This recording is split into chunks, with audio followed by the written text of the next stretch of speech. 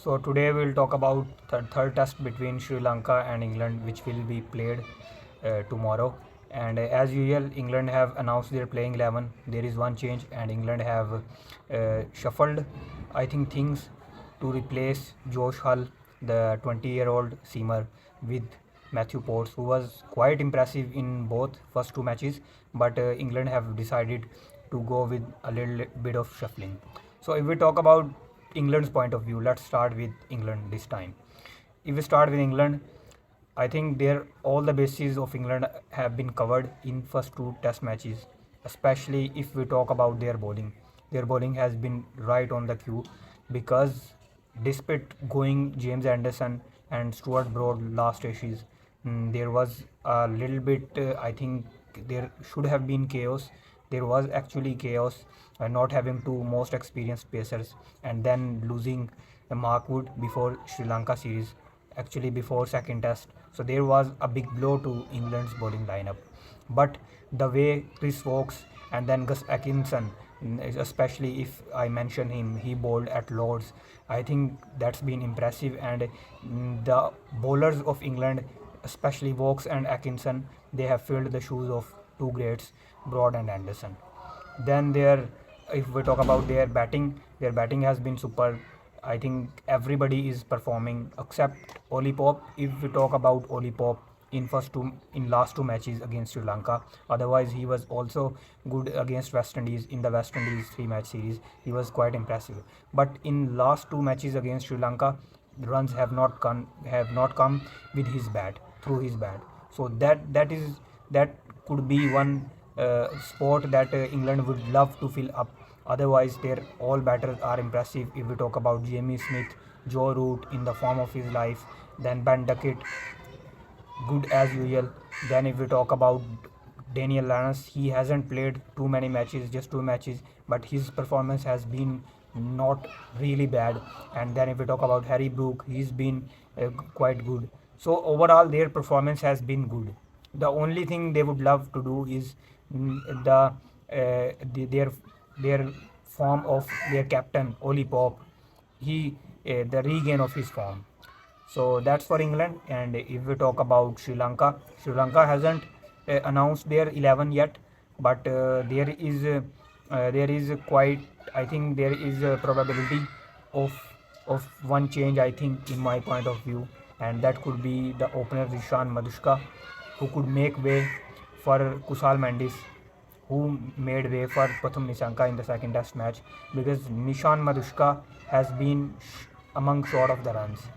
He hasn't scored even a 50 in four innings in first two test matches. So that is the problem for Sri Lanka, and I think Kusal Mendis should replace him, because Kusal Mendis is not a bad player. He has a lot of potential, and he's a very fine player. Then if we talk about the plans and execution that Sri Lanka should do in third match, which is very important, not less than important for Sri Lanka, even though they have lost the series. But still, the match is very important. Even a single win would be a great thing to achieve for Sri Lanka in England. So let's not take this match lightly. The things I think that Sri Lanka can do is primarily focus on their batting, because their batting has not lived up to the expectations up to even 50%. A lot of experience is there. Dimuth Karunaratne, Angela Matthews, Dinesh Chandimal, Kusal Mendis, Dhananjay D. Silva, the captain himself. The young talent is there. Pathum Nisanka, Nishan Madushka, Kamindu Mendes. So there is composition of both things. Talent is there, experience is there. I mean, everything is there. Only thing they are missing is execution. Execution to a very decent batting, to a total that can put them in a test match up to 5 days. I think that is missing if we talk about Sri Lanka. And in bowling, if we talk about, their bowling has been good in patches. Asita Fernando has been impressive throughout the series. But I think the other two seamers, or even if we talk about spinner Jayasuriya, they haven't bowled exceptionally well.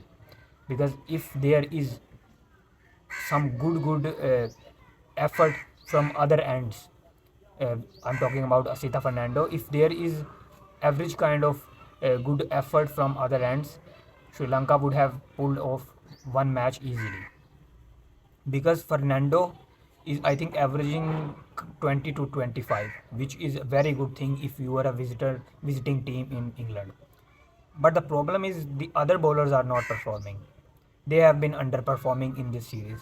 So Lahiru Kumara, who was not playing the first match, came in the second match, bowled quite well, but not in, I mean, throughout that second test match. They have to bowl throughout the 5 days, throughout 5 days, in all 5 days, if they want to compete with this England batting, because England batting is such a kind of batting that can put you in a pressure easily if they play a session well, even a half session well, because they're, if we talk about their batting depth, even Stokes is missing this series. When Stokes was there, Jamieson used to play at 7 and Atkinson and 8 at Vokes and Atkinson at 9. And we have seen the batting efforts, batting performances from Gus Atkinson, who's looking to be a promising all-rounder in Test cricket in future. So there is batting depth, batting quality in England lineup. The thing to do for Sri Lanka is they should stick to their plans, simply bat well and score 400 in an innings, and then bowl at tight lengths. Seamers should bowl well, and then a little bit of help from spinners. If we talk about Pravats Jayasuriya, and even if we talk about part-time spinner Dhananjay De Silva, because he could play a vital role as well. Even though he's a fifth bowling option, but he can play a vital role for Sri Lanka. So hope Sri Lanka will play a good competitive cricket in third test match of the series, and we do not know yet the playing 11 of Sri Lanka, but according to me, there should be one change, and that is Nishan Madushka should make way for Kusal Mendis, and Nisanka should open. And I'm expecting a lot of good things from Sri Lankan top order, especially from Dimuth Karunaratne and Pratham Nisanka, because they are both very good players. One is too much experienced, a lot of experience Dimuth Karunaratne has. Then on the other hand, Pratham Nisanka, the finest player in the country right now, and has a lot of potential, technically very good, mentally very good. He has been, the only thing he wants is the confidence and an innings that can boost his mental and physical stamina. That's all.